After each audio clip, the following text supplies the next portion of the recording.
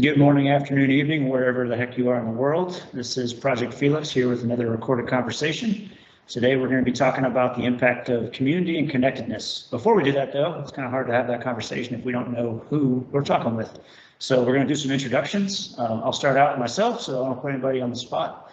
My name is Brad. I've done quite a few videos for this channel already. I got a couple on my electric motorcycle riding around the Italian Alps like a maniac, talking to myself like an even more of a maniac. I like photography, I like fishing and hunting, come from the Philadelphia area. I've been doing this Air Force business for about 21 years, 20 of that's been in EOD tech, but we're not here to talk about our jobs so much. A fun fact about me that has nothing to do with my job.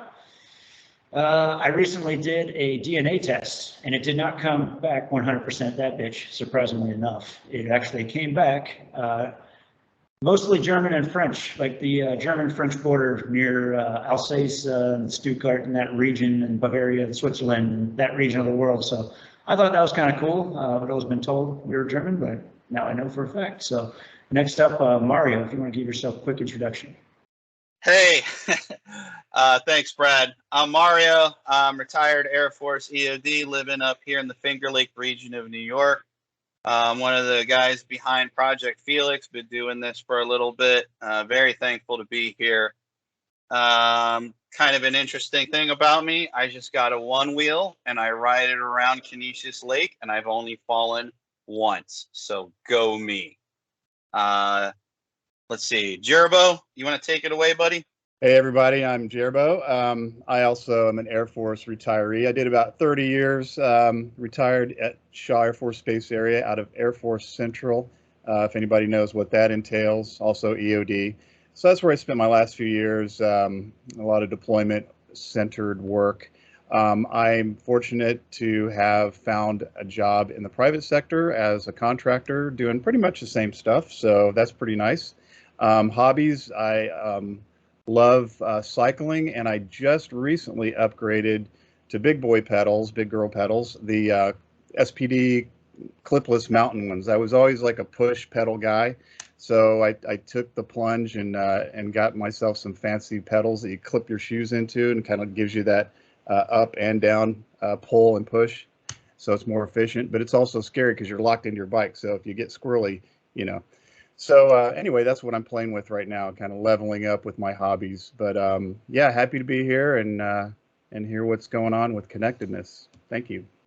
Hey everybody, my name's either Paz or Tracy, whatever you want to call me. You know, just don't call me late for dinner, I guess, is the main thing. Current active duty Air Force, EOD, so I've done the whole time. My hobbies: hunting, fishing, anything outside. Starting to read up and learn about farming for my next life after the Air Force.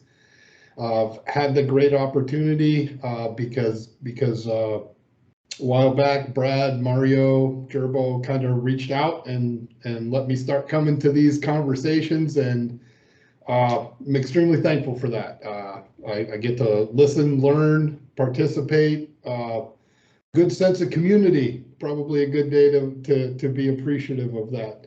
So just love hearing everybody's perspectives and how we look at things, just as a group, and very, like I said, very thankful to be part of a group that wants to do well by people. So thanks for having me and looking forward to talking to everybody. All right, good morning, afternoon, evening for wherever you guys are. Brennan Gallagher. I recently just moved from Tucson, Arizona to Alexandria, Virginia, so just outside DC. As you can see, like my house is covered in boxes, so I'm literally on the floor, barely trying to find the best internet signal. Not poaching off my neighbors, but I did think about it. I've done it before, so not a big deal. But so with the recent move, and then my hobbies, I like to, probably my Valhalla is absolutely going to be bird hunting. So I enjoy hunting over a couple bird dogs, you know, that Georgia snow. There's no place on earth than that. So that's why I live for doing that. Hope to find some hunting somewhere here in Northern Virginia, but we'll see, because I haven't had to delve too deep into it yet. But super honored, Brad. Appreciate the invite and excited to be a part of the conversation. Definitely happy to have you, and you won't be too far from me. because I'll be in the same area, just a little ways south. Oh, nice. Yep. Let's go with Mike. I'm Michael. I'm currently active duty Air Force. Been here in Tampa, be about 12 years next month. Still counting down. We're getting there, so I'm basically the youngest one here. I don't really have any hobbies other than spending time with my family, which is really weird, just because I like my family. I have another girl on the way, be here in 2 months, so prepping for another bigger family, and that's really it. Fun fact about myself is I'm a dork and I like flight simulator, so I'm like an airplane nerd, but I'm too dumb to become an officer. So that's the closest thing I can do to fly. Hi, everyone. I'm Jason Umlaw. Some of you know me, some of you don't. 20 years Air Force, current EOD, had a former job, which I won't mention, whatever. I just got to Ellsworth Air Force Base in Rapid City about a month ago. Hobbies, I'm into the dad style stuff, the Legos and doing stuff with my kids. Road biking like Gerbo. I'm a clip-in pedal connoisseur myself. Fun fact about me, if you want to call it fun, my last name is German, but oddly enough, I'm an American. And that's it for me. Yep. Yeah, Steve here. Also active duty Air Force EOD. Still in I hail from the Northeast, like Brad there, from the New York City area. And I don't know, fun fact, weird fact, my wingspan is 10 inches longer than I am tall, which makes for very awkward sizing things, and everything is custom made, very annoying.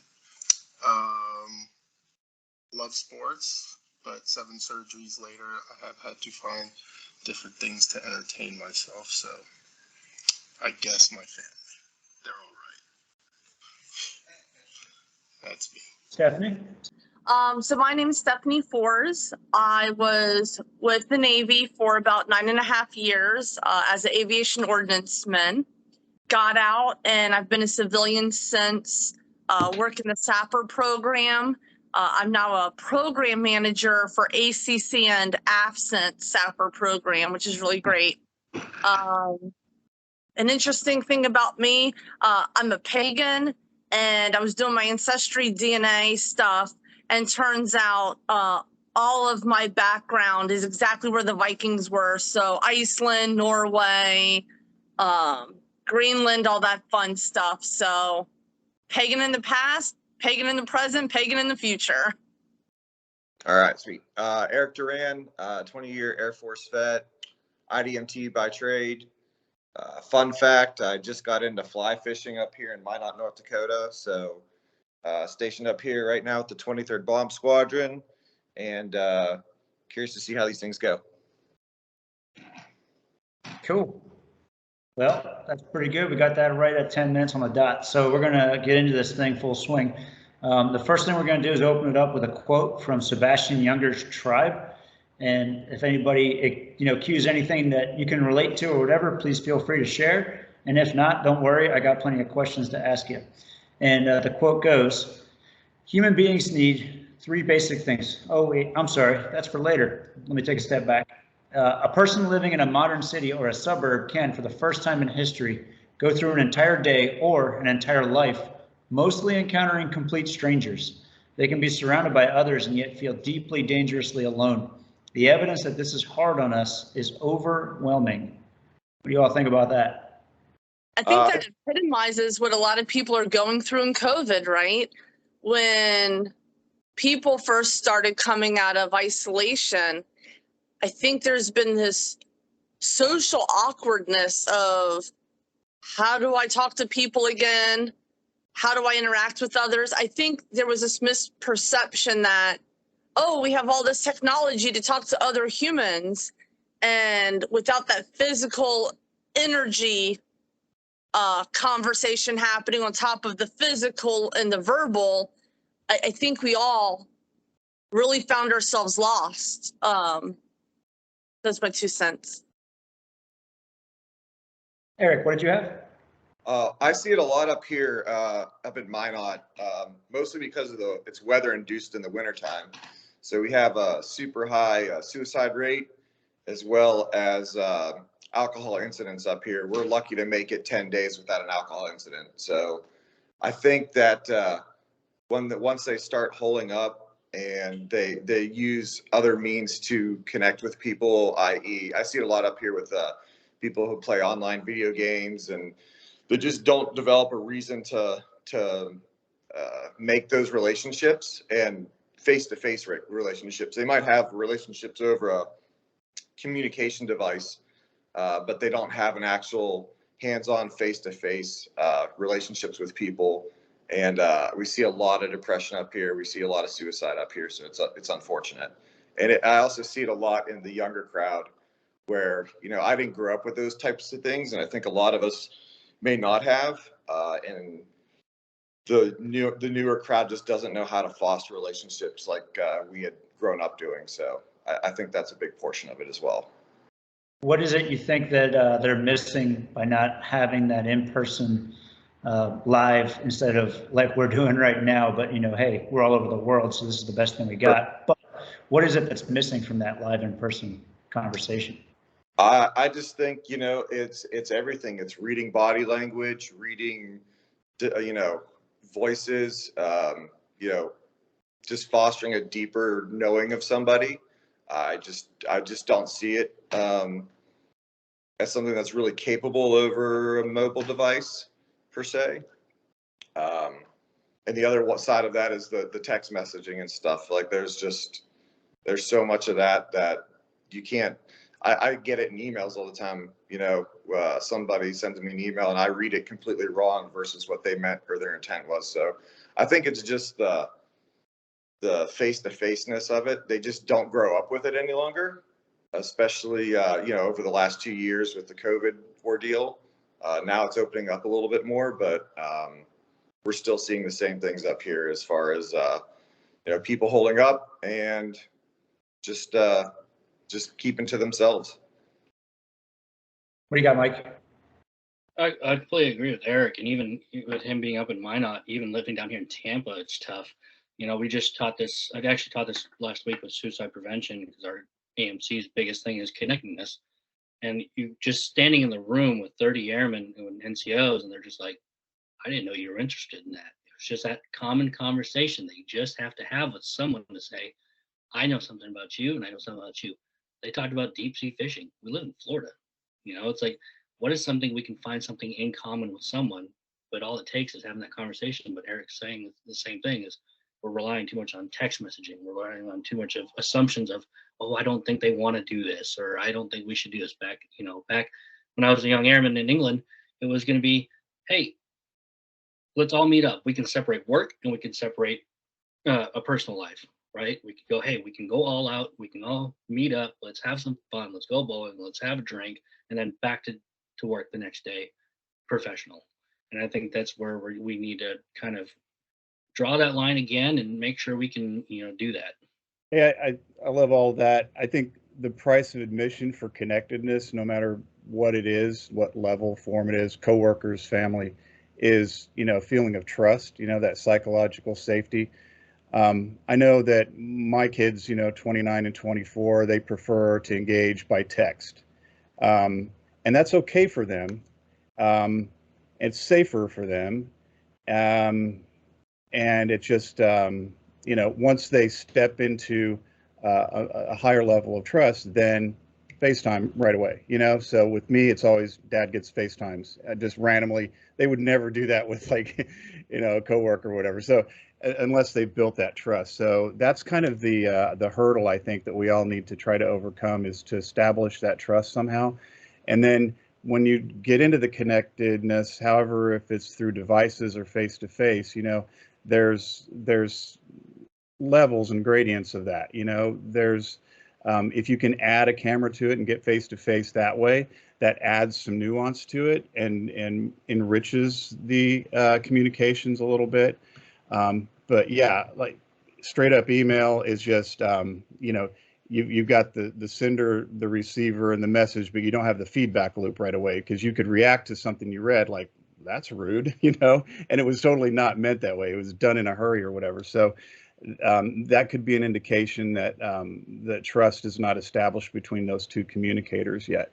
So it's just things I think about too. Like, it's all good. I think those different formats are just as good sometimes as face-to-face in person, as long as you have the trust there. Yeah, definitely agree on the differences between in-person connectedness and then also like using digital platforms.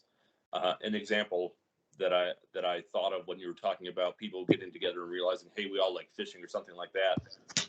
I had just come from Spangdahlem, and even before COVID, there was a lot of people around base who like, hey, you know, we want to go bicycling around Germany, lots of trails to go all over the place or whatever. And if you don't know anybody, it's like, all right, well, you got to kind of do it by yourself. So one of our coworkers, Evan Dykoff, if anyone knows him, he set up a Facebook group called Spangdahlem Air Base Cycling, and it grew really quick. And I think it kind of highlights the need, obviously, if you can't connect in person, leveraging tools like social media, whether it's Facebook or anything else, to like bring people together. Yeah, so I know this is not necessarily like work focused, but I have an example that I've been preaching quite a bit. When I PCS originally from Moody to Davis Monthan, the squadron bar, heritage room, whatever you want to call it, was under construction. It got caught up in that COVID loop of, you know, contractors, and was just delayed. And I was able to see, and it was that apparent to me, I think, because I was outsider coming into the unit, just seeing it from that perspective. I could see the lack of communication, trust. I think was a big one that I think Eric talked about. Was I saw that there was a lack of that in the actual aircraft. That the fact that we didn't have the bar where people socialized, hung out, got to know each other at a deeper level, not just, you know, in the cubicle.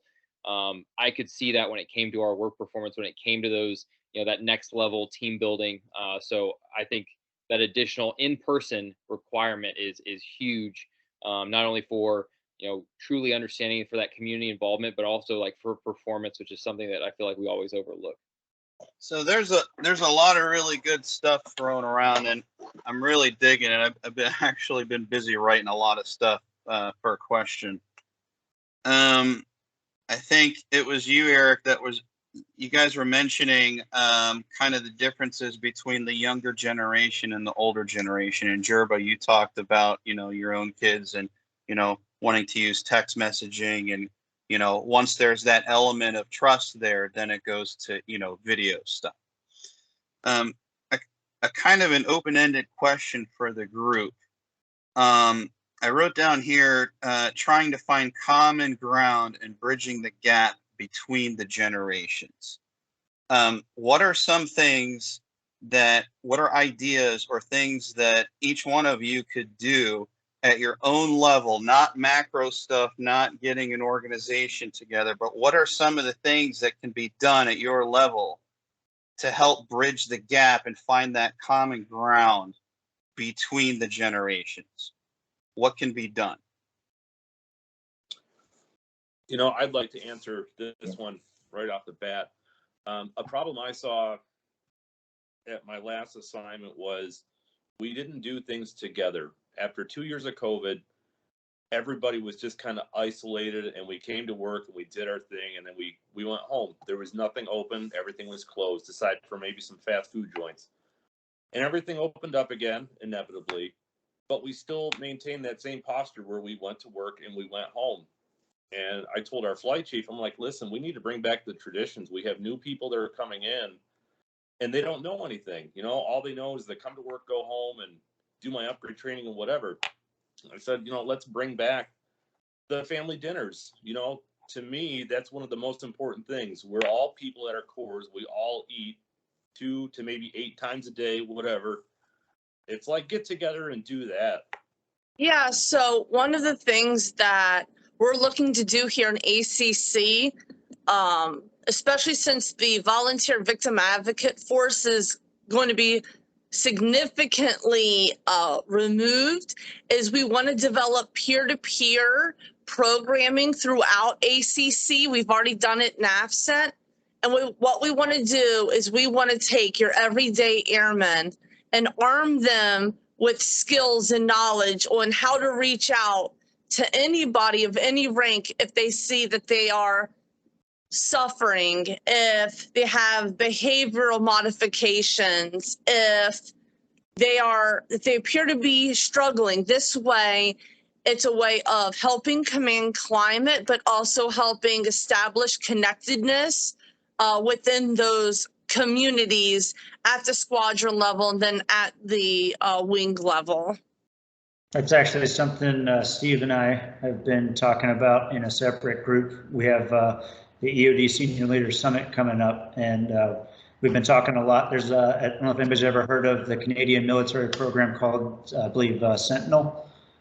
Is something just like that, where they actually have a designator, almost kind of like MRTs, MRAs. I'm not sure if it's to the level of victim advocate level of designation, but we're actually working through that right now. So I might hit you up after this to get some insight on that and some thoughts, because this is something in line with the Senior Leader Summit and also just long-term other big picture stuff. But I don't want to derail too much. I saw some other hands were raised too. I saw we had, who did I have up next? Gerbo? I think it was just how to bridge. Mario's question was how to bridge the age gap, and I deal with that a lot, being the probably the most senior in the room, I'm sure, no doubt. And I have a couple of thoughts on that. It's just really meet whatever target generation where they are. Hear from them. This works up and down too. I just visited an AUD chief who retired in 1977, about 5 years before I even came in on delayed enlistment. He's living a good life out in Boulder Crest, Nevada, and I went and sat with him and his wife for a couple hours and just had the best afternoon.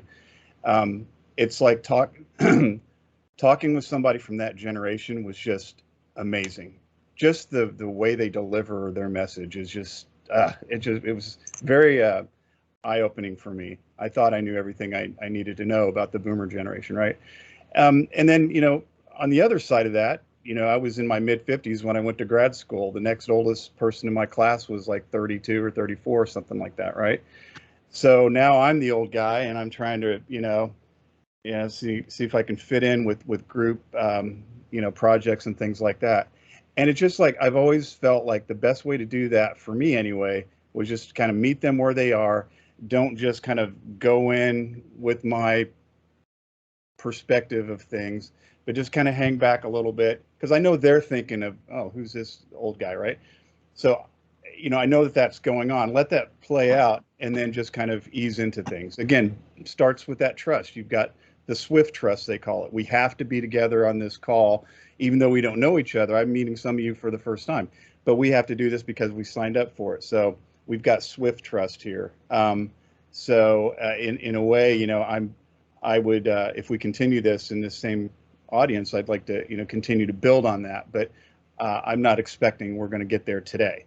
It may take some time to kind of get to know each other. And so it's, meet them where they are, give it time, and understand that while you may think life is a certain way, people also have a perception of what you must be like too. So you kind of have to meet them in the middle. I dig that. And I think there's a lot to that. There's a lot to empathy and empathizing with where people come from. So many people are quick to dismiss the younger generations, and I think that they're missing out on so much opportunity to not only connect, but perform even better as a team. When you expect everyone to conform to you, I don't think you're going to build the same team that you could have if you extend a little bit of empathy and look to work together and really understand who people are. So I dig that, Gerbo. I dig it. Listen, the biggest thing I think that's tough though right now, just trying to get that connectedness of getting everybody together, is COVID's still a problem wherever you are. We're at one point we're at HBCon Charlie, one point we're here at HBCon Alpha, and trying to get everybody here. But like one thing, like Mario was saying, what we're going to do at our lowest level is, I live on base, which is a first for me. Since I was an airman, I live on base now, so I'm going to have my 5 airmen. I'm going to try and get them over here to my house and have a grill out and just let them know that that someone of a supervision is there looking out for them too, just to make sure that they're not alone on base. During the times of COVID, where we're restricted to so much here versus the rest of those who live 45 minutes away. So I think at that small little level, that's kind of what I'm looking at doing. Yeah, I'd say one thing that I don't want to pass up, it seems obvious, is what you've said, Michael, what you said, Jerbo, as well as Jason, is and it's probably one of the reasons that we're on this call together, is the fact that you guys are being proactive. I think that's a big difference on, like, it's not a reactive stance. It's if you want to cross those age gaps, it's you have to make the first step, whether it's the younger ones who are used to the text messaging, to the telecommunication stuff, and not as much in person. It's more so our age group is kind of the fleeting at the end of it, that needs to reach out and talk to those folks, because honestly, like, around our time is around where we know how to speak both sides, but that's going to very quickly change to where we're going to see every airman, every brand new LT is going to be only focused on, oh, we're going to Skype, we're going to Zoom. That's what I'm used to. And face-to-face conversations are going to become more and more fleeting. So I think that's a huge point to be made, is like, we have to be proactive, because otherwise it's just not going to happen, because we can't expect them to do it for us. I think that hits on a good point to, sorry, Eric, I'll get to you in just a second. I think that hits on a good point too, that it is important to keep that. Like, it's not that we need to, submit and say whatever the newest generation wants, to get all of it. I think that's not at all what we're trying to say here. And I think that keeping some actual in-person conversation in some way, shape, or form is absolutely critical and important, because so much communication is body language and tone and all of that. So absolutely. Sorry, Eric, I kind of cut you off. Oh, no problem, Brad. I was right along the same lines. I think the biggest thing that was lost during the COVID era there was, the supervisors walking around and talking to their airmen, getting out to different conferences and meeting and across base and across orgs, pretty much went away. And I think they lost a lot of that, at least the younger airmen. And I think being proactive and pushing that out and letting them see that's how it's supposed to be done, because that's how it was done for a lot of us. Getting out there, maybe taking them to lunch, taking them to different organizations' lunch. I do a lot of cross work with bringing different people, like the medics. They get stuck at the med group. I try and get them out to the squadrons, or I try and get them out to the 54th Helo Squadron and let them go see what these other people are doing. And then that building those relationships between them and letting them run with it once they have it. But I think being proactive on it and getting back at, getting to know your airmen and getting your airmen to know each other and themselves is going to be a huge part in this. Ed, I'll throw in an experience I had 2009. It was at the CLC in Maxwell. I remember a colonel got up on stage and was talking about the Air Force was trying to solve this problem back then too. How do we relate to the new generation, the IT generation, right? And they had come up, I don't know if you've heard of this, but they've come up with like a Second Life thing. It was like a virtual Air Force base, and they demoed it on the big screen for us. It was amazing. You create an avatar with your rank and your little, it's got a little reference number that connects to actual MPF and real finance and everything through this portal. And you just walk your avatar around the base, and you go up the steps and knock on the door, and then now you're at FSS doing an exception to policy or checking on some thing that you would normally just go to Air Force portal and cruise around in there. The reaction at that point was like, you're getting it, but you're kind of like not getting it at the same time. Like, I see where you're going with it, but it's almost kind of like insulting to a mid-20-year-old person that I have to create a cartoon to to figure out how to settle a travel voucher on the Air Force now. But anyway, it was really good. That it got people talking for sure, and it's funny that here we are all these years later, still trying to solve it. And I always try to put this in perspective and just remember back when I was an A1C, and what my tech sergeant and master sergeant must have thought of me, So just wanted to share a little anecdote. It's something I got that goes back to Mario's question, also about what did we do? It started with you, Mario, when I first got to McGuire, ringing the bell, right? Maybe not all of us, but I think a few of us in here, our shops have I think the official term is heritage room or something like that. There may be a horizontal piece of wood, and there may be a refrigerator, and there may be beverages in said refrigerator. I don't know. But in the EOD heritage rooms, there's always a bell that gets rung to signify the opening of that heritage room to consume some sort of beverage, whether it have Harley and wheat and hops and whatever, or water, who knows? It doesn't matter. It's not always alcohol, right? It's not centered around alcohol. It's centered around getting everybody in there and having a conversation and maybe passing a message at the end of the day before everybody goes off to the four corners, or planning the weekends, adventures. Hey, who's going hunting and fishing where? Let's go whitewater rafting this weekend, which was essentially the vibe that we had at McGuire that Mario started. And I was so happy and privileged to be a part of and continue. And I brought with to my next duty station because now I'm in the position where I can. And, when you have a team of people, when your duty day ends at a certain hour, and almost every single day, you've always got 5 to 7 or more out of a 20-something person shop hanging out and just playing cards or just shooting the shit and whatever. Like, I think that's how you know you're at least on the right track. Maybe you're doing it right. Maybe you're getting there. We like to make it fun at my shop, and we did. Mario, you started this too. We ask questions, typically job proficiency, but I like to change it up and ask people American history or world history and stuff like that too. So my going away, they gave me a painting looked like Napoleon. It was pretty funny. You can make it fun. It doesn't have to all be focused like deliberate mentorship and all that. It just be a freaking human being and just try to come together as a team. I think the division amongst small teams is a huge problem, but I don't know. That's why wherever I'm at, I'm going to try to fight that and make it not that. But Paz, you had your hand up.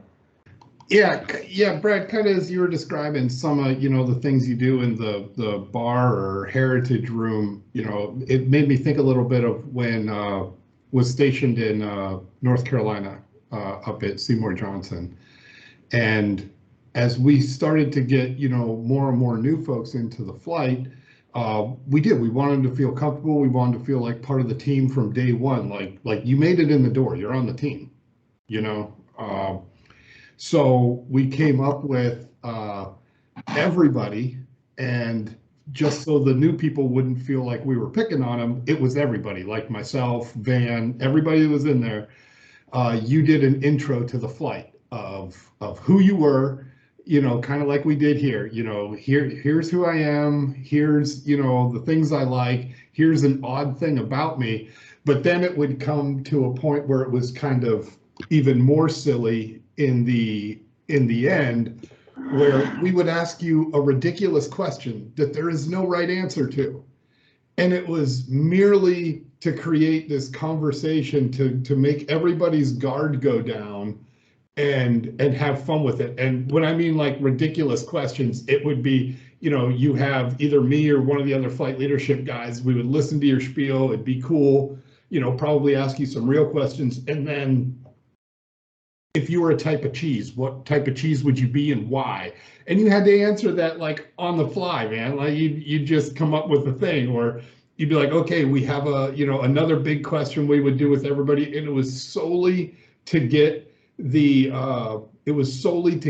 conversation and make people comfortable was, okay, neutral fighting ground, polar bear versus a silverback gorilla. Who's going to win that fight and why? And I mean, the things that people would come up with, and you'd see the guard drop, and you would actually see them get that first couple stages of awkward conversation out.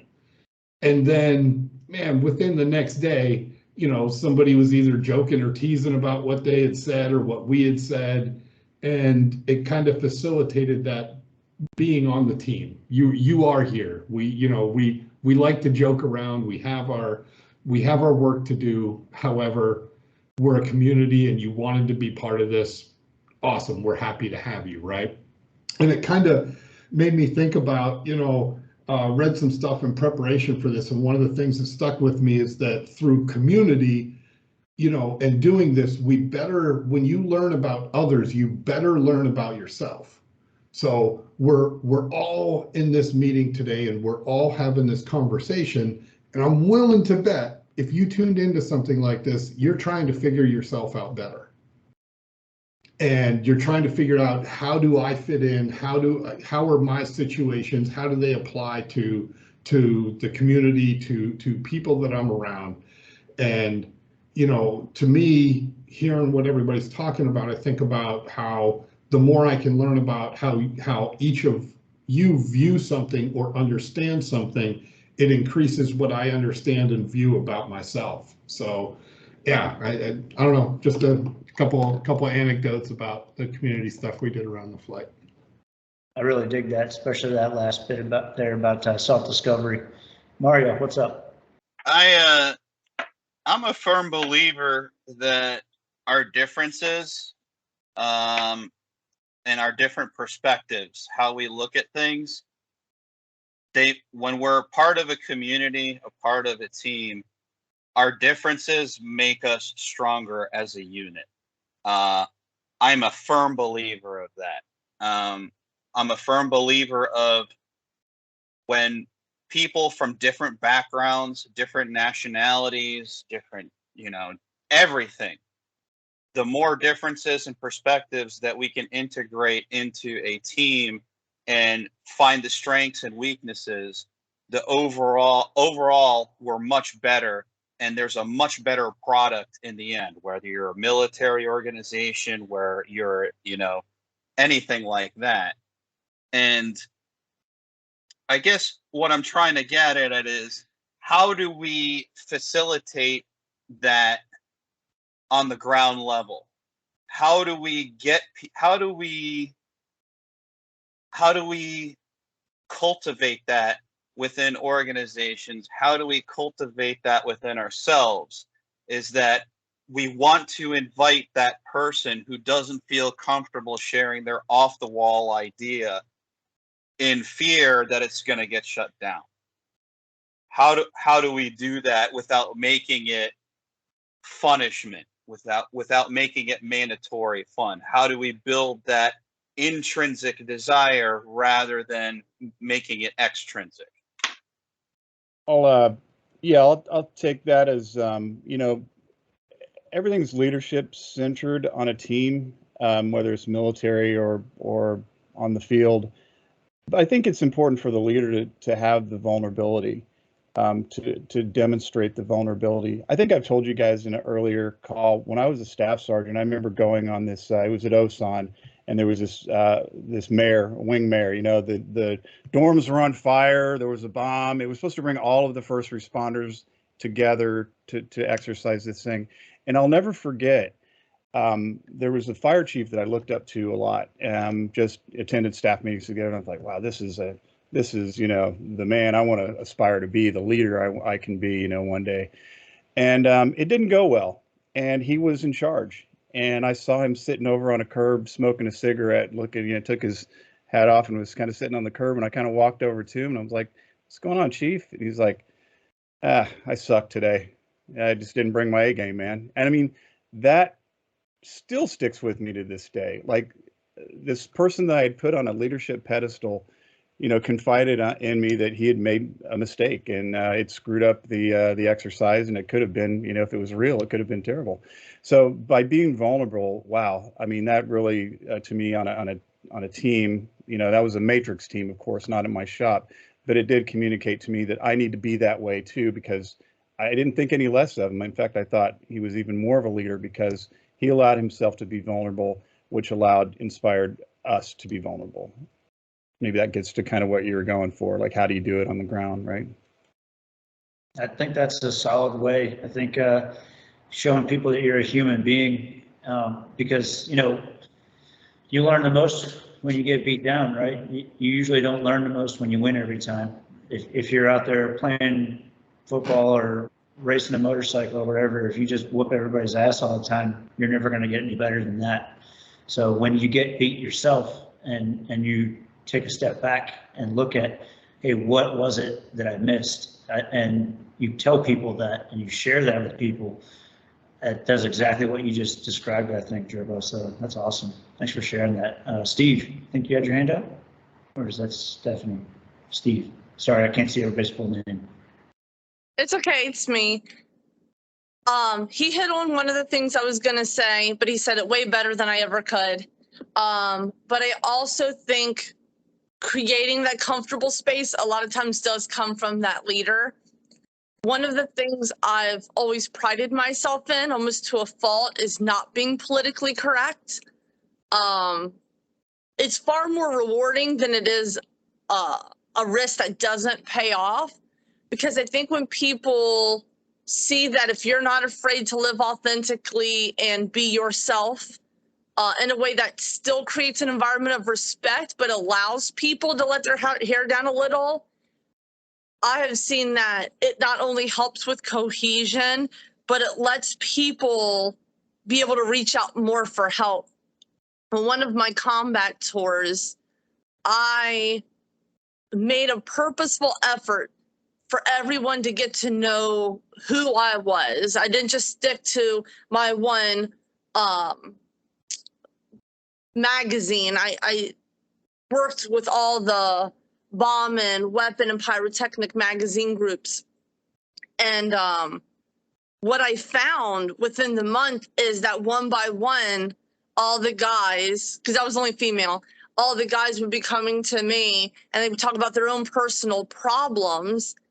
Before, I would say, hey, you guys can always come to me, but by me seeking them out and having conversations with them and showing them who I was and not being afraid to screw up or say things that most leaders probably wouldn't say, I think that really helped set a safe place for those guys to be vulnerable, not always have to feel like they have to be the tough guy or be the strong one or the dependable one of the group. That it's perfectly normal to break. It's perfectly normal to have other human problems outside of work. Absolutely agree. I've been preaching that for years. I need to take my own medicine sometimes though, too. Something back to that quote that we threw out in the beginning. Steve, I know you're from New York City, right? Like Big Apple area. I don't know if anybody else grew up in a city or not, but I would love to, yeah, Wu-Tang. I would love to ask the question that quote talks about. Did you feel alone growing up in the city, or did you feel connected to people? Because I grew up in the sticks, out in the, not even suburbs, rural area. So I don't know. I don't know what that's like. I know I feel that way when I go to a city, but maybe I'm biased to that because that's not the way I grew up. What do you think about that? I would say it depends, right? So, I grew up in New York City with immigrant parents who had just arrived, right? So it's a little different being in the neighborhood. We were in a very mixed neighborhood, but we were one of the few Black families. And so you had like the immigrant thing from the islands, and then you had that kind of like, yes, I grew up in New York City, but I grew up in what I guess you could describe as a suburb of New York City, right? And so I would say the experience overall is there was a lot more community there than I've seen since. Moved to New Jersey into a more traditional suburban town after that, and the sense of community went way down. Growing up in New York City, we had block parties all the time. Everybody, they would shut down the block, turn on the fire hydrants, the whole thing. You've probably seen in pictures or in movies. And, and it was the fire department that came out and did that. It was all like run through the town and all of that. So it's a little bit interesting because I think if I was one of those families who had been in the city for some generations, I'd probably have a slightly different perspective. But I had kind of like a dual perspective of being understanding that we were different in that area, but we were also part of, the block parties and all of that. And definitely in the school, I grew up in a community of like a lot of different immigrants. And so I would say that there was a lot more community there, I think is the main answer to your question. There was a lot more of like a desire to know the neighbor to some degree. And I also saw certain neighbors, they didn't want to know you. So it was a mixed experience, but it was definitely more community than I have seen since. And that goes to kind of one of my thoughts about connectedness and community, in that I think we have to kind of acknowledge somewhere, at least for me, that we tend to be fairly individualistic in our society and what we say is important, and how we go about living our lives. You know, we have to accomplish, and we have to, what success means and what it looks like has a lot of people very, very focused on those personal goals, and to the detriment of things like community, right? We look at other countries that value that more, and as kind of like a weakness. You know, we look at those other countries. If we hear something about work days or people taking more time off, you know, in other countries do it a certain way, you know, there's a bit of scoffing, like they don't know how to work hard. And I think that's just one of the symptoms of what kind of has us in this place where we're trying to figure out why are we more depressed? Why are we, you know, why is suicide rates up? Why aren't we as connected? Well, some of it's somewhat easy to see. If we're, from the time we're growing up, you know, the focus is you got to do this, you got to get that college degree, you got to work harder than the other kid, you know, to get in that top 10 so you could get in that Ivy League school, or you know, whatever, so that you can get into that program that will then give you a leg up, so then you can, you know, get into that next program, and then the next medical school or law school or engineering, and so you could go to school for 12 years so you can pay back, you know, $800,000 in loans, and work. That has to be a factor. That has to be a factor, along with all the other stuff you guys are talking about. So that's what I've been thinking about, as you guys have been mentioning all the other absolutely relevant parts about what connectedness is. Yeah, so that's my 2 cents. But community, to bring it back, community, growing up in the city, so much opportunity. There's a lot more chance of you seeing someone and being like, having some kind of experience of, yeah, you know what it's like. You know what it's like, the hustle and bustle, and we're trying to make it, regardless of where that person was from or background or what they looked like. You know, everybody's walking fast, trying to get through that, and there's kind of like a knowing struggle. You know, you go to the stores, the corner stores, the pizza stores, and the grocery stores, that. So I found that to be my introduction to the world growing up in New York City, was that much more of a community bent than it's been since, until EOD. What is it that reduced that connectedness? And this is maybe a semi-rhetorical question, something to think about for well after this call, but what has happened? Because I know I hear from like previous generations and parents, and, you know, saw it a little bit as a kid. I don't know if it's still the same or not, but what changed? Why did we lose that sense of community and connection? What was it? Like, I don't know if I have an answer for that, and if anybody does, you probably make a lot of money off of it or something. But what changed? You know, why aren't we doing that? Mike, what you got? Speaking as like the youngest here of the group, to answer that one, I think it's a lot of it's social media. If you think about it now, is, you know, you look at folks who are like, hey, we're going to have a reunion, we're going to meet up. Well, why? I know everything you're doing about what you're doing in life, and I know what you're doing. I can just look online and see what you're up to. I can see what you're doing on LinkedIn. We don't have to meet in person. Why do I need to do that? Unless we're going to have an engaging conversation, well, here's my number, we can text. And that's kind of where I think social media kind of played a part into that big change of lack of connection and that lack of being humanistic to one another over the years.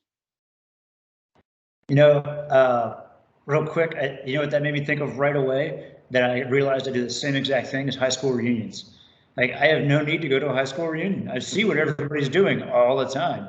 right? It's pointless. Plus, if I want to go to a high school reunion, I'll go to that one bar at home and see everybody on a Friday night. So, Gerbo. That's so funny. I wasn't going to mention it, but you brought up high school reunion. I'm going to Indiana in about 2 weeks, only because I'm petty and I'm going to my 40th, and I want to show everybody how good I look. Nice. Oh man, I'm just kidding. But hey, I'm pretty lucky. I grew up in rural Indiana, and I'm pretty tight with a lot of homies from high school days. Believe it or not, I don't know how we did it because there was a long gap between. I was overseas. Most of my time in the military, and we didn't have social media. So it's weird though. We just picked right back up when that came up. But I really came here to kind of add on to Mike's perspective. Was that the social media thing is really interesting to me because my kids don't have a problem with social media. They're not really on the same kind of social media. They've gravitated to other things that are like, I don't know, not very interactive or anything. Facebook seems to me like, your parents' vibe now, like, I'm on there a lot, I'm posting what I'm up to. My kids would find that terrifying to share every little detail. So, they might cruise through like Snapchat or whatever and just, quick ha-has and whatnot. But again, they're not really going to just open their lives up. But the danger, I think, with whatever social media consume, it tends to like not let you be your genuine self. Like you now feel terrible about yourself because now you're comparing yourself to other people's best lives, right? It's at this point, it's cliche to even mention it, right? We all know it. We're often, very, very often not going to share our bad days, on there and be that transparent and vulnerable for a lot of reasons. But we want to, brag on our kids or talk about the cool trip we're on or whatever, right? So that sets up an unrealistic expectation when you're consuming that kind of stuff. You're like, wow, everybody's got their shit together, and here I am struggling. What's wrong with me? And depending on how, kind of where your head is at the time, that could be terrible for you and send you in a dark space, right? And it's happened before, where you almost take on a second life, a real one, and then the one that you portray and project to the rest of the world. So yeah, that's a great point. I think there's a lot to that social media stuff. I normally don't hesitate to point out the shortfalls of the virtual world or digital. It has its place. And in fact, if it wasn't for, the virtual connectivity that we have right now, we wouldn't be having this discussion. And I know we've talked about this before. It's got its place. There's varying levels of it. But I do think it's important to note that I think it's a good way of supplementing the real world or, the analog part, as I've discussed before. I don't think in the end it can replace the physical interpersonal contact that we have with people. I know Paz, he's geographically separated from his loved ones, and I would actually love to hear his perspective on that as far as the pros and cons of that in his 2 cents. So Paz, it's all you, brother. See, you're not alone, Mario. No, like you alluded to, there's pros and cons. And I think to keep it simple, it's frustrating to be away from my wife and kids. Hugely frustrating. At the same time, through social media, whether it be they can, I can get on a messenger call when we sit down at dinner, and I can be at the dinner table and participate in the conversation and hear about everybody's day. It does a world for all 4 of us, right? It does a world of good. Playing video games, I'll get on and, I have the opportunity to get in there and I'm participating in an activity that my kids are interested in, and through social media and, well, not necessarily social media, but the connected, being connected online and hearing the conversations at dinner, I hear what my kids are into. I hear what my wife is into. I mean, it's not just about the kids, it's about my wife and what she's got going on too. And it gives me the opportunity to look something up and text over a little message, or send an article that I just read, or have a conversation with my boys individually, or my wife, about, hey, you brought this up, and it made me think, and I decided to read up on this. And not that you're trying to be Mr. Problem Solver from 2,000 miles away, but it's that connectedness is way more improved. And so I think it does make a lot of things in that instance a lot better. But to that other side of the coin, I think when we look at this group that we've assembled here today and kind of what we're discussing, when we're all looking for better ways to connect. And I just went through a bunch of positives on the family side, but I would say from the personal side, or from the side here in San Antonio, not having a good amount of community to be part of, and I say that with a grain of salt. I'm not at the flight, so I feel, even though I am told every time I go over there, man, you got to come by here more often. It was great to see you. It was great to talk with you. You know what it's like. You feel like the outsider, and you go, I'm taking up your time. I want to get back out the door, and I don't want to be a disruption. And so finding community in person, I think, is hugely important, because I'm kind of getting disjointed here, but the point being, with the social media side of the house, or the, just doing it online, you can really fall into, I only interact with people that are kind of just like me, or thinking about things just like me. And you can get into, falling into a certain aversion of standpoint theory, where you start going, I'm only seeing things from the perspective of other people that are looking at this the same way I do. And I think it creates a lot of blind spots, and it's so comfortable to do that you become, like we described in the very beginning of the conversation, how do I go out and start talking to other people? How do I go out and start becoming, parts of other communities? We look for, well, you're not a veteran, so what do I have to say to you? That's standpoint theory. It's like, I don't take your opinion into account because you're not a veteran. You can't possibly know what's going on with me. And we look for mental health providers that go, everybody tells you, oh, get somebody that's a veteran or was in the military.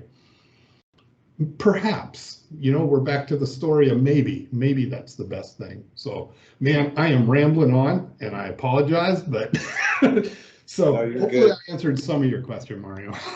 Yeah, no, you hit on a lot of stuff that I've been thinking about, and you're speaking a lot to me, even if you don't know it. You're speaking a lot to me, because here I am up in the Finger Lake region. I'm physically isolated from a lot of people. I'm on FOB Mars, if you will.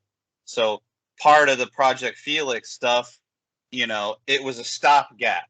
It was understanding the role of the virtual stuff and being able to maintain and facilitate those connections. But it's not the only thing. And it does, in my mind, it doesn't replace the physical, interpersonal stuff that, in my opinion, is vital to the individual and a community as a whole. And I'll kick it off to Jason, because I know he had something to add to this.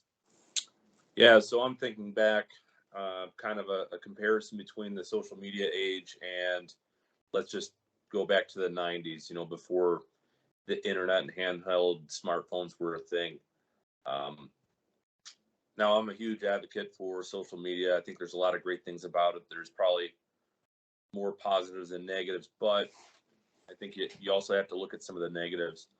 I definitely enjoy the ability using social media connect with people around the world, whether they're acquaintances, old friends, or family, or stuff like that. But I think social media or mobile technology has kind of put like our close personal relationships with our families like kind of to a detriment, if I'm using the correct grammar on that one. It's great that I can connect with these people and I can message them any time of the day, a friend in Australia or someone up at Osan or something like that.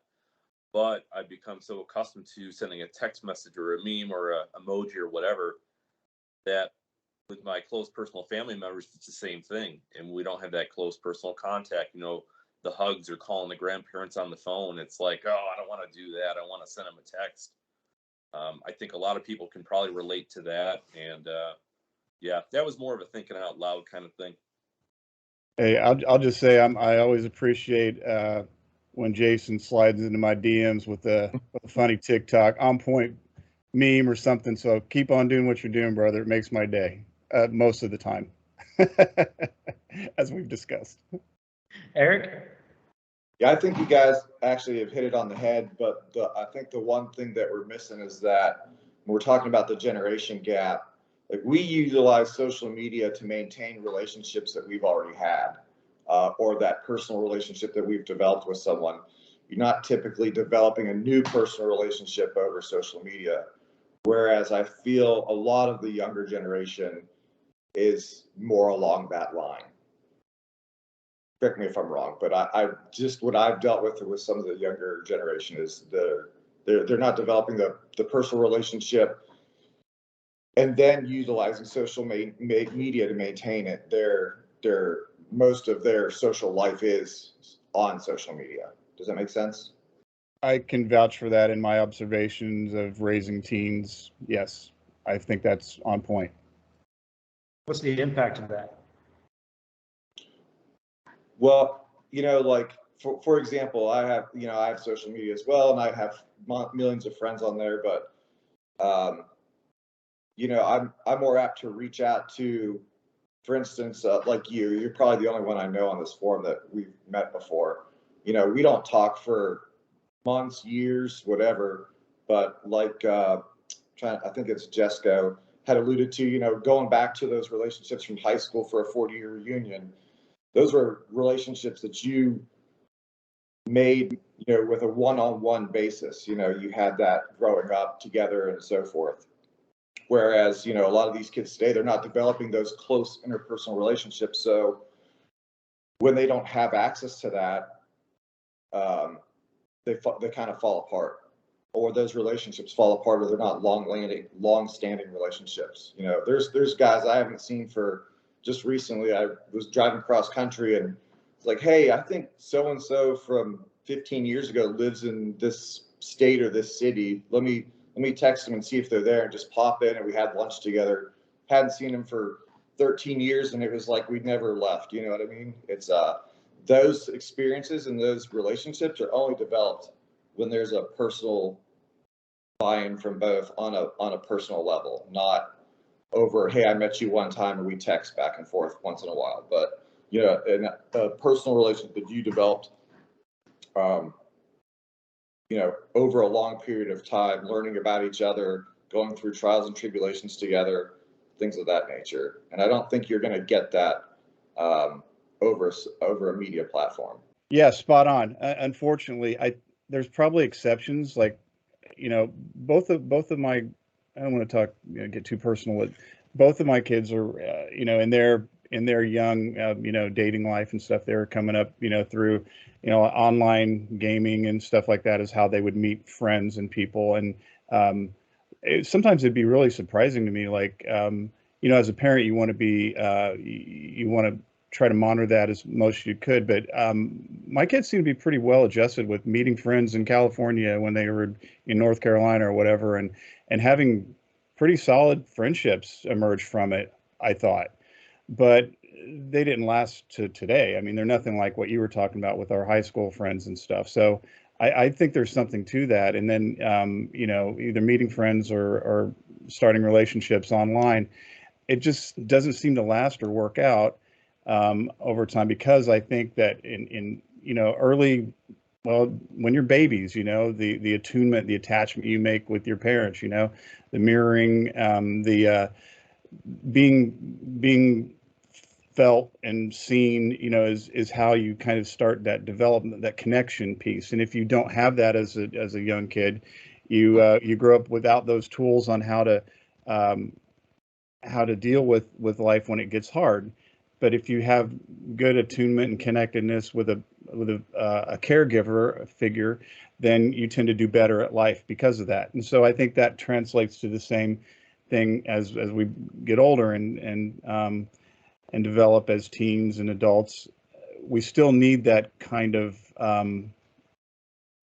I guess, that more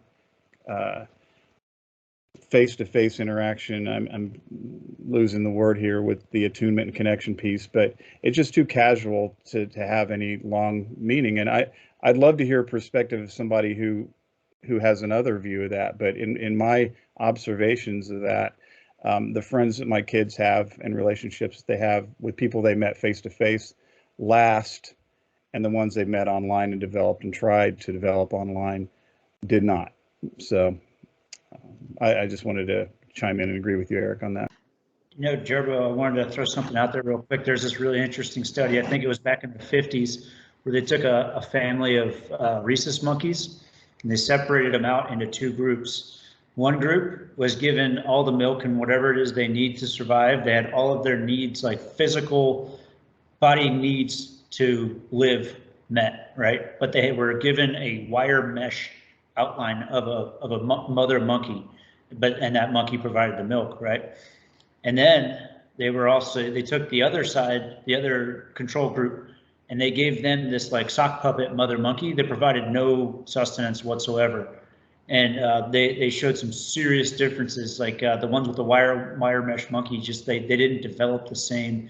They were more secluded. They had more like social issues and connection problems. If anybody's heard of this study, please feel free to step in and either add to or correct me if I misspeak. But it showed like a serious disconnection. And I think that comes back to the connectedness part of all of this. The wire mesh monkey might be social media in some regards, maybe in a way, as an analogy. I don't know. But Steve, I saw you had your hand up. I'm sorry. Oh no, it's all good, man. That's a really good example of that study. I was gonna say, just with what Jerbo was saying about with the kids, I would agree. I would agree thus far. My kids are a little younger than yours at 15 and 10. I think the challenge is the time, because I think social media does pull and create its own world. And, is there a balance, right? And I think some of the people like we're even encountering now, like the young people coming in to the military, may not have had any balance at all. And so it's really just, it's all social media. And I think that's where a lot of you guys have pointed out the really good points about it. And I agree. I think it can be more positive, but of course we know it can also be used for not so good things.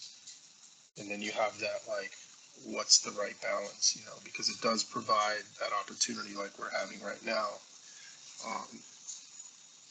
But then it becomes a situation where I think the curve is going down on person to person.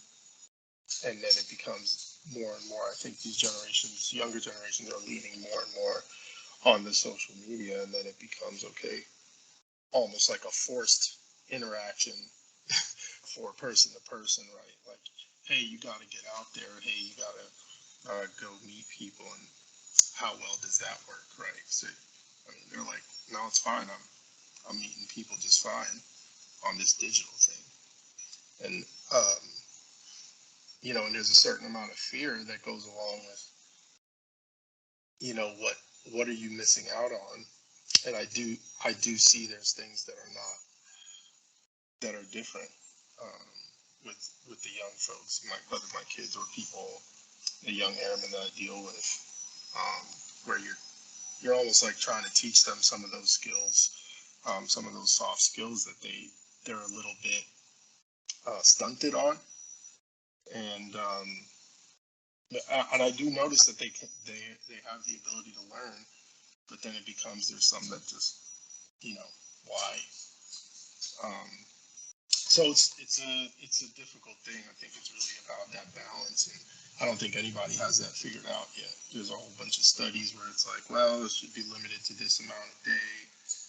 It's happening with adults too. You got apps that tell you when you've been on too long, or you can set it to let you know.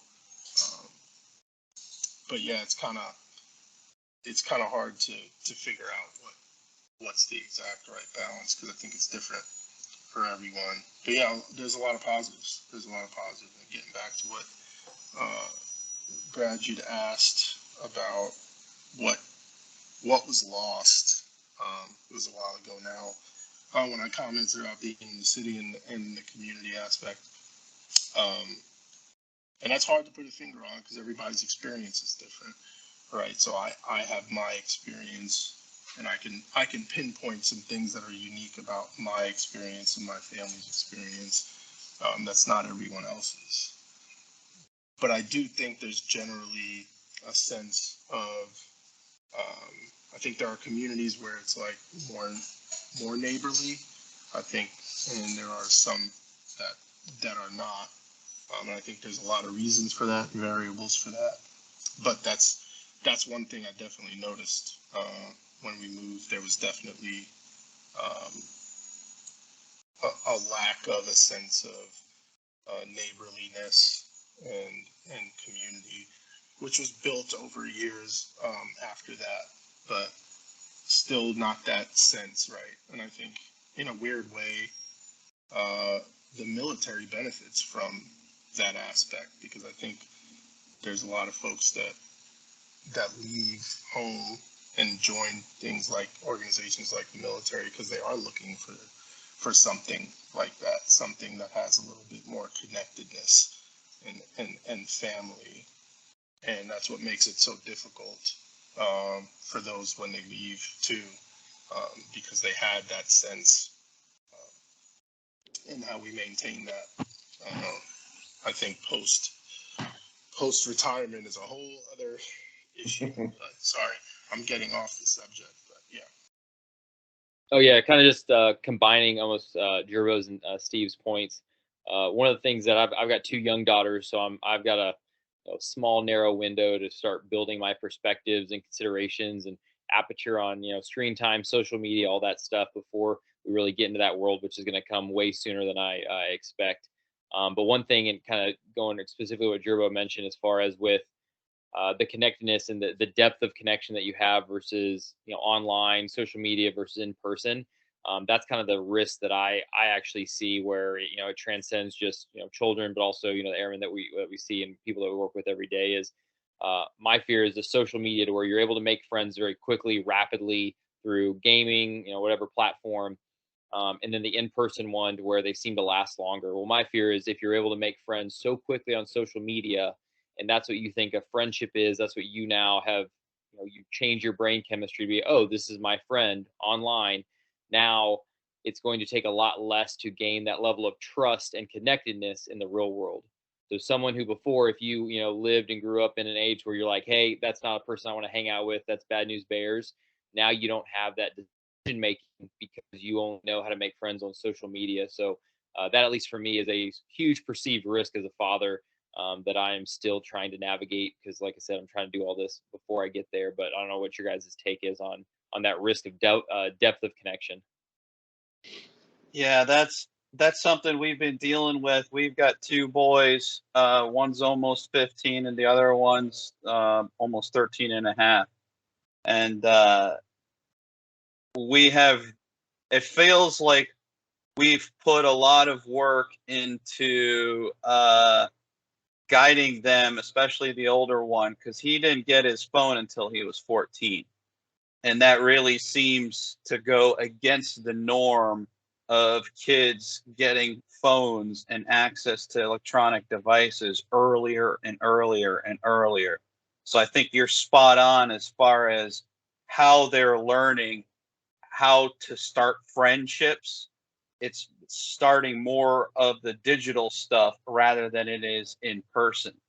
And so it is felt like, to my wife and I, like we are going against the current, and we're definitely coming across as those parents who are super strict and, you never let me do anything, and that whole thing. And it's taxing, because it's like, this is going to help. We keep telling them we think this is going to help you in the long run.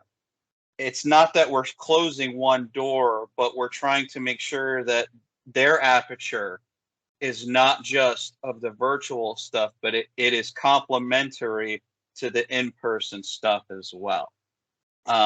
So I do wish you the best of luck, because I know that is a huge struggle of ours, and it's a huge fight. But I think it's a very valuable one to put in a lot of effort as parents, because I think we have seen children or airmen that have come from family units that had early access to that, and that was the only thing. And I think long-term effects can be quite detrimental. Yeah, and I think that goes back to my leadership philosophy, even at home, just being, being engaged with your kids. And Mario, you just described a great recipe for that. I've seen it in action. I mean, I've seen how you interact with your kids. I've seen the struggle. It reminds me of my struggle from a few years ago when I went through the teen stuff, But yeah, I think that's part of it. You got to be able to live in this world, and be competitive in this world and communicate in this world as people do, but then also with that strong family presence or leadership connection. If you're talking about airmen, just let them know that you're there. Engage with them, see how that's going. If you see someone retreating into that world and starting to close the door into the face-to-face, actual world, that could signal a problem. But yeah, just got to be on top of that stuff. Man, I wish there was a good handbook for that. There probably are thousands, but it's going to be all individualized. Things are changing so rapidly. Oh God. That it's so hard to have a framework for right now, because 6 months from now, a year from now, access to technology is going to look different. And it's so hard to have a framework. That's why, one of the many soapboxes I stand on is this whole balance between real life and virtual life. I mean, you can call it the metaverse. I won't go down that rabbit hole, but the influence of the virtual stuff is having more effect on the physical stuff. And at least understanding that and being able to navigate that balance, I think, is absolutely paramount. Whether you're a father, a wife, or your supervisor, dealing with some of these people who, frankly, will only communicate through text messages. Like, even some of the things that I'll do with some friends, we take videos, like a video message, and then send it to each other instead of texts. Like, if I'm reaching out to somebody, instead of texting or a Facebook message, hey man, how's it going, this and that, sometimes I'll take a video. It's not perfect, but at least they can see my nonverbals, and it conveys a little bit more information and how I'm presenting it, rather than just 100 characters. I don't know if you guys do anything like that or see anything like that, but. Yeah, so Mario, you kind of made me think about this and like the change in generations and how technology is influencing things. And to me, it's almost as simple as like sending a birthday card for somebody. And now it's just like, hey, happy birthday. I said happy birthday to you on Facebook and added a cake emoji or whatever. The connectedness issue, I think about my grandparents as well. You get a handwritten letter in the mail. It might be a simple thought or a two-sided thing just explaining, the last month of their life or something like that. but it's something you can hang on to, and a memory that you might dig up as you're moving from one base to another or cleaning out the closet. Now, like, everything is so transitory. A text message that is deleted when your phone crashes or whatever. Yeah, there's definitely a huge shift in the way that we're communicating. The medium, I guess you would call it. I find it really interesting. Who was in the bottom right corner in the red shirt, kind of dark, hit an interesting topic where they're what they actually think a friend is nowadays. Like, I've got friends that are ride or die friends. We'll go to the end of the earth for each other. I'm really wondering if they just don't understand that, or don't have that level of friendship, and they've never had it, so they don't. They don't have that expectation with their peers or their other people of what a real friendship is. Because I hear it all the time, like, "Oh man, I thought you were my friend." Yeah, that I used to say that every once in a while, but I have a very small circle that I consider like true friends. Exactly, right? Exactly. I'm just curious if they just don't understand that or have that, or maybe they have maybe one or two, but the broad spectrum of the input from all these other people trumps that. And it brings up a curious topic I want to probably think about a little bit more, but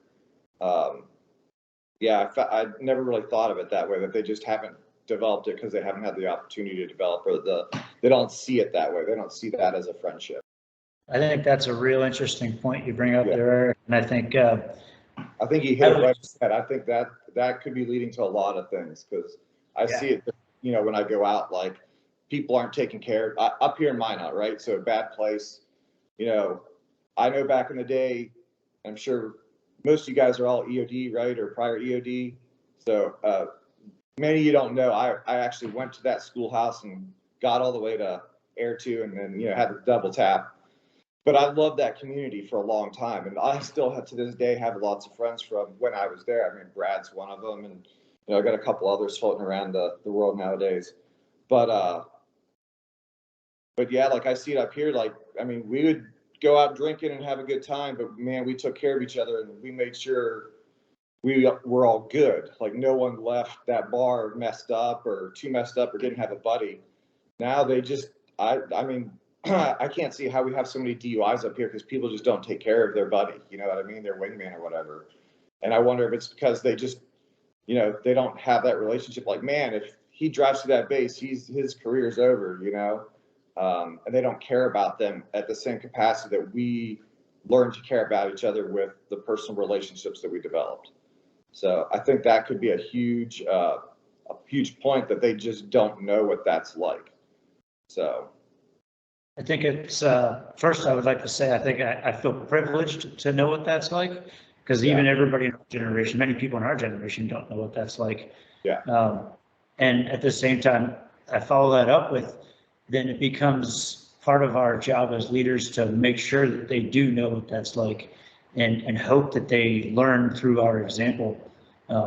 It is all we can do, really. I mean, we can't force them to learn that. No. We can be the example and hope that they pick that example up and follow suit. The friendship thing, I think, is a symptom of some of the stuff that we're talking about. It's almost like I remember growing up, and even there was different definitions, right, of what a friend is. The word acquaintance comes to mind a lot for what most people call a friend. And I always saw it as, just because of how I grew up, that it was pretty very significant thing to be a friend, and what that meant and what was expected. And you see a lot of people getting really disappointed, right, with how quote unquote friends treat them or act, and all those kinds of things. But yeah, I agree. I don't think I think it's hard without that element of person to person to truly get to that point. I think it absolutely can happen. I mean, there's the pen pals things from as long ago as, that's as old as writing in the mail, right? So it's definitely possible, but I definitely agree that there's a difference now, or almost like a lack of understanding about what that actually means, and then how does that play into like what it means to have a meaningful relationship, and what that entails. And like you're saying, Brad, we can show them what's expected. We can show them what's expected, and what that looks like, and we can talk about it. But showing it and making those calls and having those personal interactions, like the family dinners and stuff that Jason was talking about, is really important. 100%. Stephanie? I think what's complex about the service is that we're getting a lot of these kids in who are not appropriately socialized. And I think we are seeing it a lot more with the younger kids because of the technology. When I was growing up, you were told to go outside, have fun, and you can come back once the night lights start hitting up in the street, right? It was very much a different world that people from my generation grew up on. We didn't have technology. Hell, when the Atari came out, it was mind-blowing. And then came Nintendo, and now these kids are on PS5 or 6, or I've lost count, right? And I'm a gamer. You grow up games, but damn it, there's so many video game systems right now. So these kids, they find themselves inundated with this idea of video gaming. And my idea of friendship is who's on the other end when I'm online gaming. Or it's the number of likes, or how many friends I have, or all these other things that are foreign to people like me who did not grow up with that. And so I think as leaders in the service, we really need to make sure that, one, we're curtailing our leadership to really speak to those kids who weren't socialized in the way we were. And then also to the group of kids that might not have that home training of how to develop friends, how to appropriately seek people out, what it's like to hit on someone without sexually harassing them, what it's like to get someone in bed without sexually assaulting them, right? There's so much lack of socialization within our culture that it's no wonder we have the issues we're having. Great message, Steph. I love it. It's so true. I wanted to share that I'm reading a book right now that I know a couple of guys in the room have already read. Body Keeps the Score, Vandervalk. Is anybody else reading that? It kind of reminds me when we're talking about how, whatever it is, trauma or socialization or whatever, and how the connection with the body works. It's kind of new, where psychologists started to realize that there is a connection, with it, not just body language, being, poor posture and slumped over or whatever, but, physical toll on your organs and how they work, right? And so again, another history, a little nugget I'll put in there at the Navy. This is for Stephanie. So the Navy Senior Enlisted Academy in Newport, I attended that in 2006.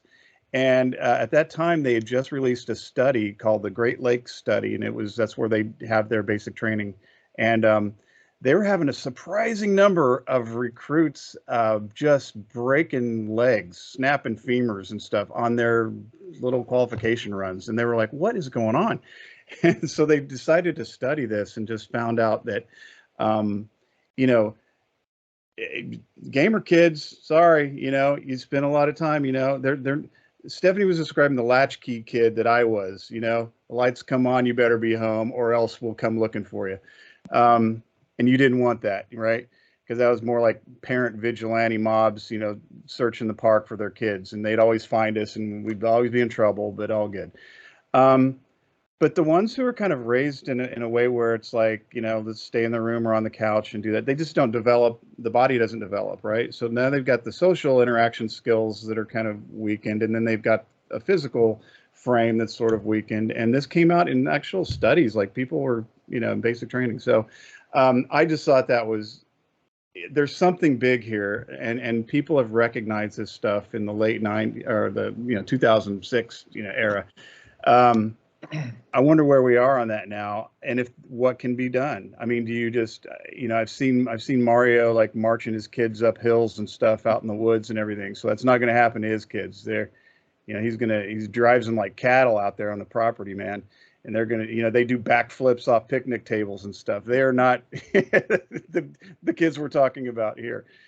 So is that what it takes? I mean, do you guys got to get your kids involved in sports? There's a lot of team and a lot of interaction there, but then how do you do it as military kids when you're always traveling? And so there's a lot of nuance there and a lot of challenges, but that's what I'll share there for tying that mental and physical piece together. Thanks, Steph. Appreciate that insight. I think, yeah, it's always on my mind, like the activity thing, and how much is not happening while you try to also not put your own, because I was raised differently. I didn't have all this access to social media and gaming and stuff. My parents straight up were like, no, we're not doing gaming in this house. Like, you can read, you can play outside. So it's a very different way of growing up, right? And my older son's in jiu-jitsu, but it's like, this is different. He'd rather be right now at this point playing video games, and I get very frustrated. And it also goes to like the young guys in EOD now. Like, I mean, I have guys scattered around in EOD that will holler at me about sports stuff because like they're like, hey, there's nobody else into it, man. There's just not, we have much more, frankly, and this is not against anybody, but we have more people that are into like Dungeons and Dragons and things like that, frankly, than we do people that are actively much more involved in sports. Like when I first came in, there was like, we had our own like basketball team, that was competitive with like the squadron and stuff. It's very different now. And not to say that other stuff isn't cool, because that teaches you all kinds of other stuff. I've sat and watched and listened to the whole interaction when people are playing those games. Not my thing, but I've grown to like appreciate why it's fun. But yeah, there's definitely a shift, and I've seen it, as I said, in EOD, just as it is in society as a whole. That these things where you're more sedentary are tremendous fun, right? You got the whole world of virtual VR that's just going to explode probably in the next 5-10 years, and it's going to be a whole other level. And I'll probably be right there, seeing all the videos of the old guys doing the boxing thing and almost killing themselves in their living rooms. It's hilarious, but yeah, I think that's a really interesting study. I'm sure there's a bunch of other ones that I've heard about too, where it's kind of concerning. So what do you do? In the military, at least, you have this, and definitely in EOD, there's this impetus to be in shape, and we're a lot more geared towards like strength training and stuff than we used to be when I first came in.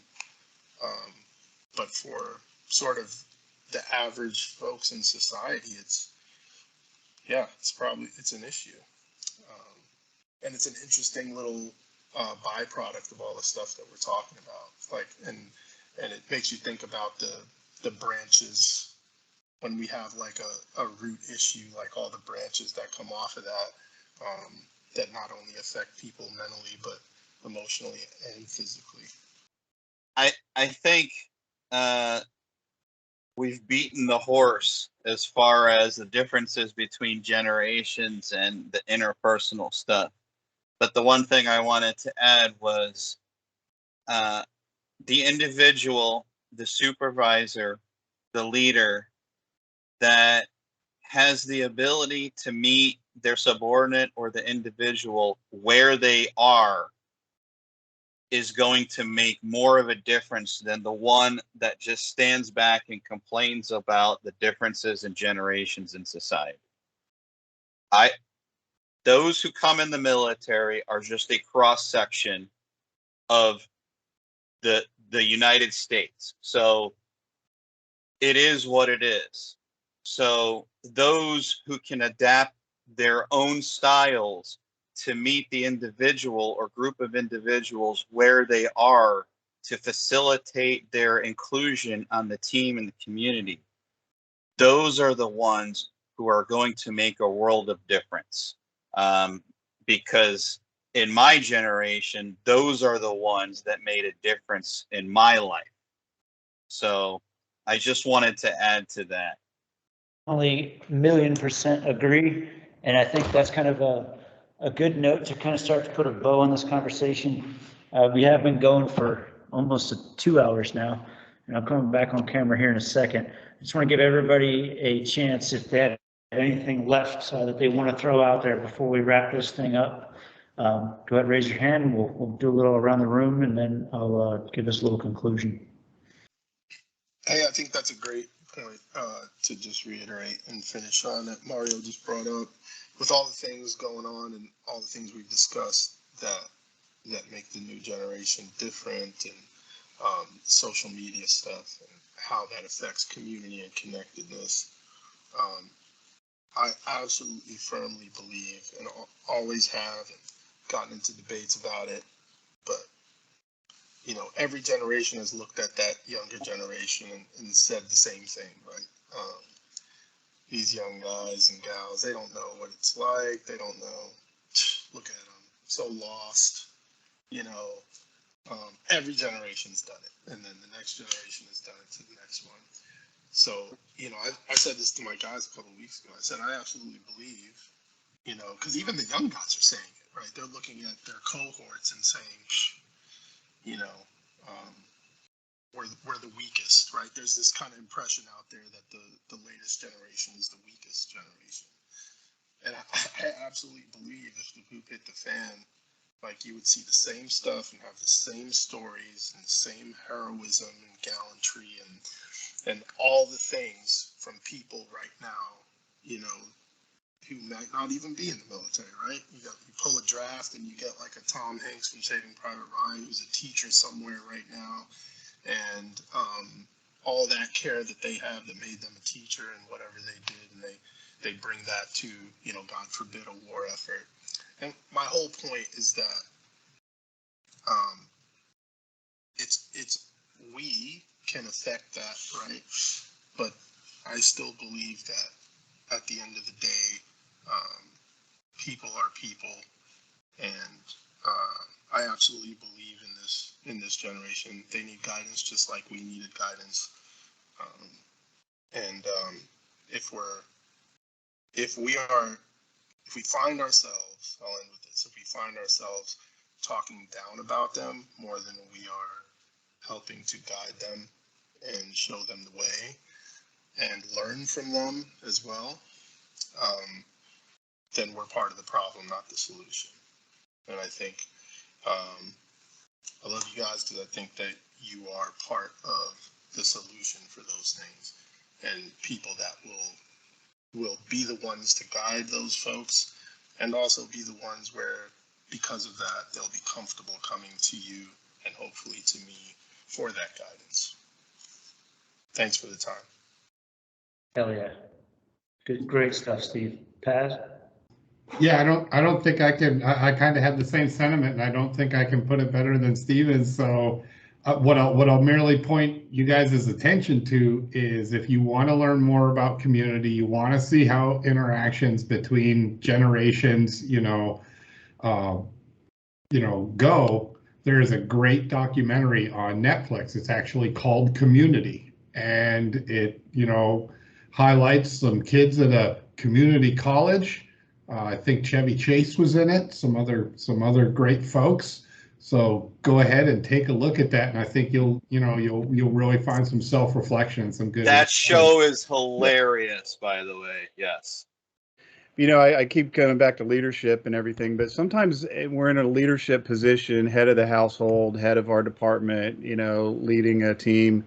We don't often get the feedback that what we're doing is on track. Are we that person that includes the young people in? Are we really listening? Do they tell us that we're not listening? I mean, chances are probably not.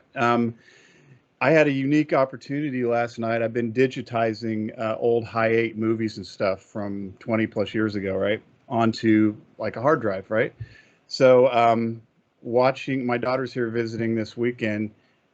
She's 24 now, and last night we were watching videos, home movies of her and I interacting together on a videotape from like 6 months old to like 7 or 8, years old. Just little clips we'd sample here and there. And talk about feedback. I mean, here I am, in my early 30s, interacting with my, baby, and just like noting all these things like that I read about, like when kids are developing their skills, that's how they're developing them, with the back and forth interaction, physical, verbal, all these things happening. And I was pretty proud of myself. I think I was a pretty good dad, and not just because, I was filming it at the time, but, there were some candid moments where I was like, yeah, I think that was cool. I think I set my kids up in the right way. And, then I'm looking, I've got that instant feedback from the now 24-year-old who's a BSN college grad, registered nurse that just went from floor to unit, and went through COVID as her first job, as a floor nurse, going through all that hell, and super tough at work and resilient, and knows when she needs help and when she can handle it herself. Different personality for sure, different generation for sure, all that applies. But I think it's really important, and it's to go back and just check in with yourself. Like, are you doing it right? And try to get that feedback the best you can. So you could either get it accidentally like I did, or just your 3 to 5 people who you most interact with, maybe just ask them, like, how was that? I felt like it was a little off, and see if you can get some honest feedback, and then kind of help you get into that position where Steve was talking about, where you can be the leader that you want to see in yourself and in others. So anyway, I just thought I'd share that little moment. It was pretty sweet, pretty precious at the time for all those reasons, but also thinking about this call coming up, how I would connect that to the time invested in making connections. It's important. So, and never too late either. So thank you. Thanks for coming to my TED Talk. Take us home, Mr. B-Rad. That was right on 8 seconds, so let's do this. So the last thing I'll wrap this up with is a thought that also comes out of Tribe, and I'm going to end this on a quote from Tribe, but I just want to throw this out there, is that humans are pro-social beings and creatures, right? We are here today because we formed together into tribes. The people that went out on their own and were completely solo for their entire life did not outbreed the others, right? The people who came together, hunted big ass animals together, farmed together, and lived and protected each other are the ones who made everybody who's on this planet today, right? That's where we come from. So in the last 50-ish, maybe a little more, maybe a little less years, that's been kind of changing, and we're starting to fight thousands of years of evolution, or however long it is. So remember that when it comes to connectedness and community, and why it feels so good to do something for somebody who will never pay you back. And if you ever find yourself in a position where you're feeling down, go out and do something with that. Go out and pick up trash at your local park. Go volunteer at a scout troop, whatever it is. Just do something for other people, and you'll be amazed at how much better it makes you feel. And with that, the last thing I want to tie it into is this quote from Sebastian Junger. And after this, I swear I'll stop talking. But humans don't mind hardship. In fact, they thrive on it. What they mind is not feeling necessary. Modern society has perfected the art of making people not feel necessary, and it's time for that to end. Thank you all for coming. I'm going to hit the stop record button.